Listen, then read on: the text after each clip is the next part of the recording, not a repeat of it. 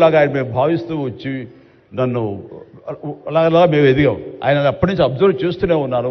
ఆయన వాగ్ధాటికి నేను పెద్ద ఫ్యాన్ని. ఆయన మాట్లాడే మాటలు అలాగా నోరు వెళ్ళగట్టి చూస్తుంటాను. ఇప్పుడు కూడా అదే ఎదురు చూస్తాను. ఆయన ఎంత ఓపికగా మాట్లాడతారో తెలియదు, కానీ డెఫినెట్గా అలరిస్తారంటూ ఎలాంటి సందేహం లేదు. సో ఆ రోజు నుంచి ఈ రోజు వరకు కూడాను ఆయన రాజకీయంగా ఒక హుందాతనంతో రియల్ స్టేట్స్మెన్ ఇన్ పాలిటిక్స్ అన్నది ఆయన నిర్మాణాత్మకంగా అలా ముందుకెళ్తూ ఈ రోజున అత్యున్నతమైన పొజిషన్ మాజీ ఉపరాష్ట్రపతిగా ఆయన నిర్వహించి తన బాధ్యతలు చేశారు. కానీ ఆయన ఎప్పుడూ మదనపడుతుంటారు. నాతో కూడా ఆయన షేర్ చేసుకున్నారు. రాజకీయాలు రాను రాను ఇలాగా దుర్భాషలతోటి వ్యక్తిగత విమర్శలతోటి ఇలా దిగజారిపోతున్నాయి చిరంజీవి గారు. ఇది కాదు, ఇది ఆ హుందాతనం ఉండాలి. ఉండి కూడా ఎన్ని సాధించాం మేము.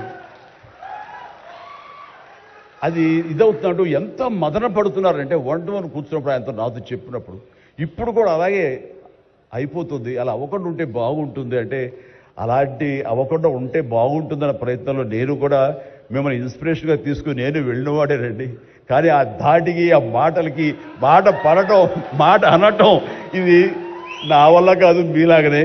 కాబట్టి నేటి రాజకీయాల్లో మనం అన్ఫిట్ అంటారా, లేకపోతే మనలాంటి వాళ్ళు ఇలాగా ఎగైన్ ప్రతిసారి ప్రతి చోటని చెబుతూ ఉంటే ప్రజలు వాళ్ళు మోటివేట్ అయ్యి అలా దుర్భాషలాడి రాజకీయంగా వ్యక్తిగతంగా విమర్శ చేసే వాళ్ళని కానీ తిప్పి కొట్టగలిగితే ఖచ్చితంగా